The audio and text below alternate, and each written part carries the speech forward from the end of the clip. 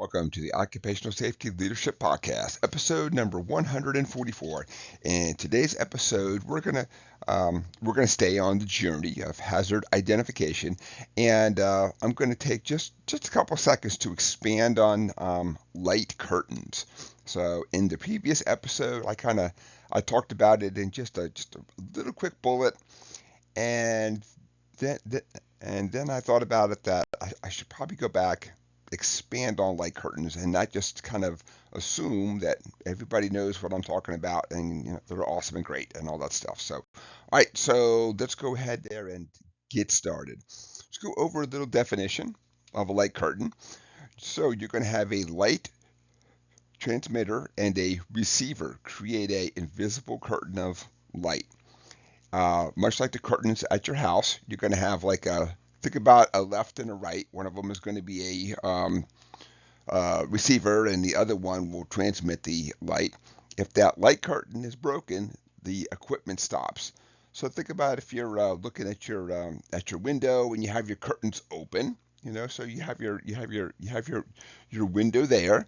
If the machine was running and you went to open up your window, it's going to shut down the machine there because you've broken that light curtain. So, and it's not smart enough to know a human hand; it just knows anything had broke that light curtain. So I I even thought, I wonder if I could get like this super thin stick that's kind of long and I could do it. And I've never been able to break a light curtain yet. So I think they're really good, really handy. The one thing I also like is that it's going to be linked up to the status light. I have seen one that does a buzzer that also tells the operator, like, all right, the light curtain has been broken.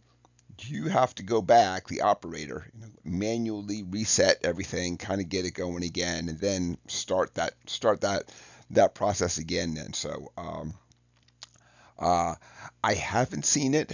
Well, let me go back and start the sentence again. Then, so I've seen it very, very common when people buy original equipment, and I've heard of stories where people go back and install it after the equipment is there. So if if given the option, you always buy it with the equipment.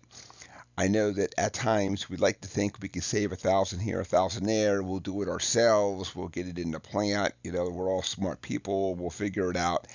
And I've never seen where folks have been able to execute this because they get it in and everyone's excited to use it.